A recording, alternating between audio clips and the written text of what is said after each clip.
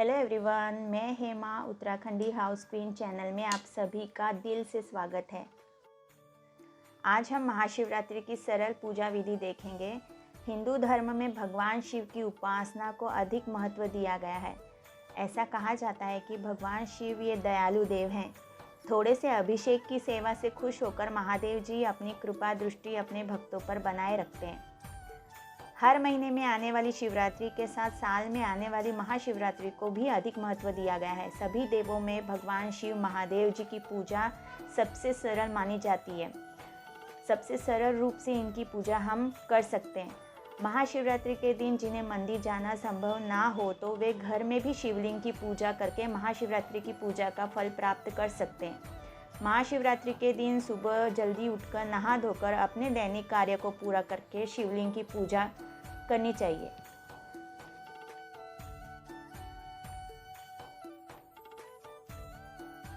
शिवलिंग की पूजा में शुद्ध आसन पर बैठ के हमें करनी है। जल, दूध, दीप, धूप, पुष्प, सफ़ेद पुष्प, बेलपत्र, धतूरा, चंदन, पंचामृत, भस्म, अक्षत, जो भी पूजा की सामग्री है सब पूजा में लेके बैठिए।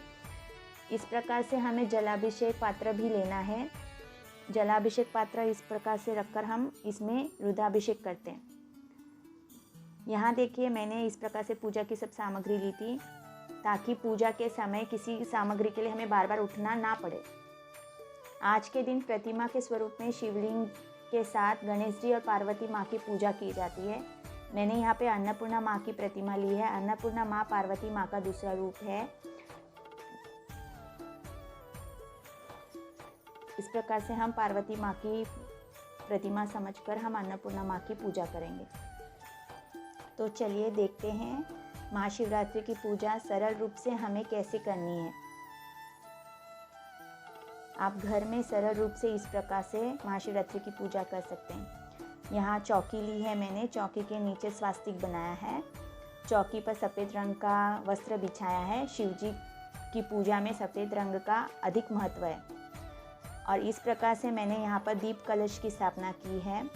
दीप कलश की सर्वप्रथम हम दीप कलश की पूजा करेंगे, उसके बाद हम गणपति जी की स्थापना करेंगे।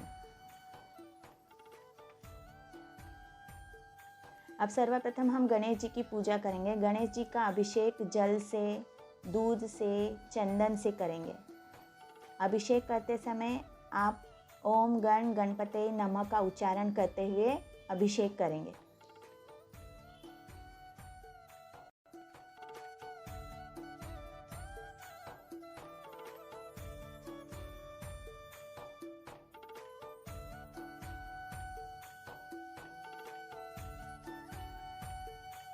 दूध पंचामृत स्नान के बाद अब हम शुद्ध जल से स्नान करवाएंगे गणेश जी की प्रतिमा को। अभिषेक के बाद शुद्ध जल से स्नान के बाद गणेश जी की प्रतिमा को उनके स्थान पे हमें विराजमान करना है। विराजमान करने के लिए हम पुष्प का आसन देंगे और पुष्प के आसन में उन्हें विराजित करेंगे। आसन में विराजित करने के बाद हम चंदन पुष्प चढ़ाकर उनकी पूजा करेंगे। इत्र की सेवा हमें देनी है उनको। वस्त्र रूपी कलावा चढ़ाएंगे। यहाँ पे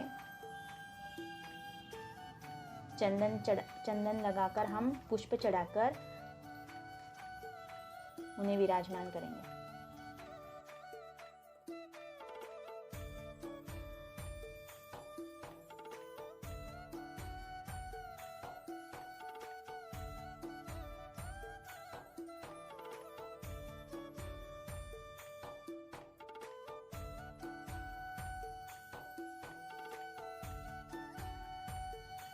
इस प्रकार से पार्वती माँ का स्वरूप माँ अन्नपूर्णा की पूजा भी हम करेंगे। माँ अन्नपूर्णा को जल से, शुद्ध जल से, दूध से, पंचामृत से और फिर शुद्ध जल से अभिषेक करेंगे।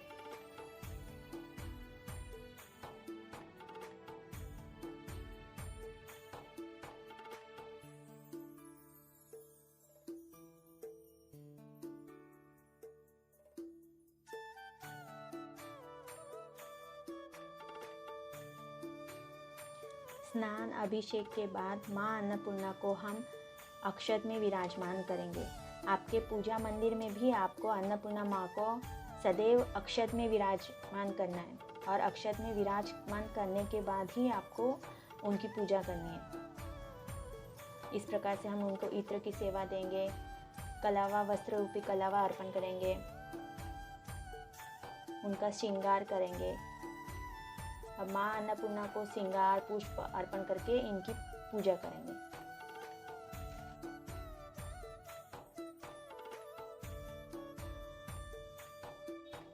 अन्नपूर्णा माँ की पूजा के बाद अब हम महादेव जी का अभिषेक करेंगे। अच्छा, अभिषेक करते समय शिवलिंग की दिशा सही होना भी ज़रूरी है और सही दिशा की पहचान के लिए आपको देखना होगा कि शिव जी देखते किस प्रकार से, अर्थात शिवलिंग का मुख हमेशा दक्षिण दिशा की तरफ होता है और अर्घ का मुंह उत्तर दिशा की तरफ होना चाहिए। अर्घ की दिशा शिवलिंग के ये भाग उत्तर की दिशा की ओर रखकर ही आपको सदैव पूजा करनी है। अब हम अभिषेक करेंगे। अभिषेक में आपको शुद्ध जल से, चंदन से, पंचामृत से और फिर शुद्ध जल से उनका अभिषेक करना है। केवल महाशिवरात्रि का पर्व ऐसा होता है कि जिस दिन शिवलिंग पर सिंदूर चढ़ता है, बाकी हर दिन हम शिवलिंग पर सिंदूर नहीं चढ़ा सकते, केवल चंदन से उनकी पूजा की जाती है।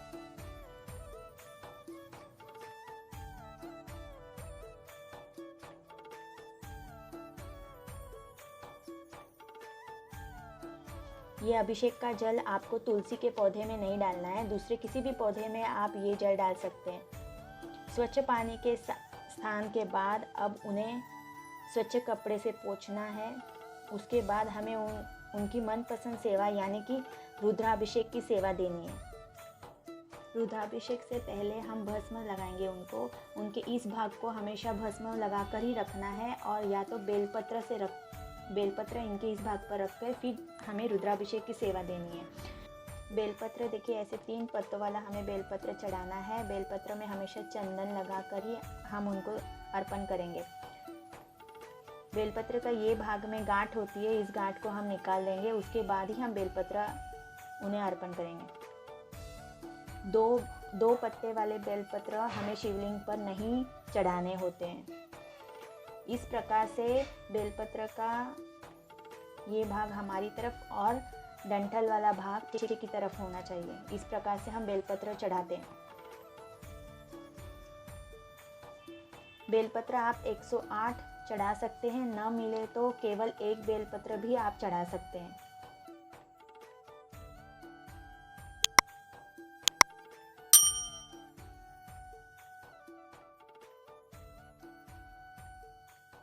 बेलपत्र चढ़ाने के बाद हम उन्हें धूप दीप दिखाएंगे और धूप दीप दिखाने के बाद हम उन्हें भोग अर्पण करेंगे। भोग अर्पण करने के बाद ही हम इन्हें रुद्राभिषेक की सेवा देंगे।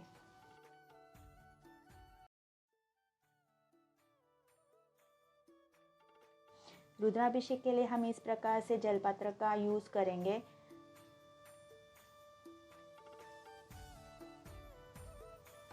इस पर छेद होता है तो धीरे धीरे जल नीचे गिरता रहता है और हमें मंत्र जाप करते समय परेशानी नहीं होती है। जल की धारा हमेशा उनके सिर पर गिरती रहती है और हम यहाँ पर मंत्र जाप आसानी से कर सकते हैं। जिनके पास ये जलपात्र ना हो तो वे चम्मच की सहायता से भी आप उन्हें दूध अर्पण कर सकते हैं, रुद्राभिषेक की सेवा दे सकते हैं। भेंट स्वरूप हमें यहाँ पे रखना है और हमारी पूजा में किसी भी चीज़ की कमी हो तो भेंट उस कमी को पूरा कर देगा। इस प्रकार से हमें रुद्राभिषेक की सेवा आप हर सोमवार को शिवरात्रि या महाशिवरात्रि के दिन कर सकते हैं। ये सेवा से मनुष्य के सभी दुख दूर होते, रुके हुए काम आपके पूरे होते हैं। रुद्राभिषेक के समय आपको रुद्री का पाठ बोलते हुए या सुनते हुए करें। रुद्राभिषेक करते समय रुद्र अष्टक का भी आप पठन कर सकते हैं, रुद्र सूक्त का भी आप पाठ कर सकते हैं। और अगर कोई भी मंत्र जाप पाठ न आता हो तो आप केवल ओम नमः शिवाय का जाप करते हुए भी रुद्राभिषेक कर सकते हैं। रुद्राभिषेक के पठन के बाद आपको दीप, धूप, कपूर आरती करनी होती है। आरती में आप गणेश जी की आरती सर्वप्रथम करेंगे, फिर शिव जी की आरती आप करेंगे, अंत में कपूर आरती आप करेंगे। इस प्रकार से मैं जिस तरह शिवलिंग की पूजा करती हूँ, जिस प्रकार रुद्राभिषेक की सेवा करती हूँ, वो मैंने वीडियो के माध्यम से आपको दिखाया है। मुझसे भी कुछ त्रुटियाँ हो सकती है पूजा के समय, तो आप अपने भाव के साथ शिवलिंग की पूजा कर सकते हैं। आशा करती हूँ कि आपको मेरा ये वीडियो पसंद आया हो। अगर मेरा ये वीडियो आपको अच्छा लगा तो प्लीज़ मेरे वीडियो को लाइक करें, शेयर करें और मेरे चैनल को सब्सक्राइब करें, ताकि आने वाले वीडियो का नोटिफिकेशन आपको मिलता रहे। मिलते हैं नए वीडियो के साथ, तब तक के लिए बाय।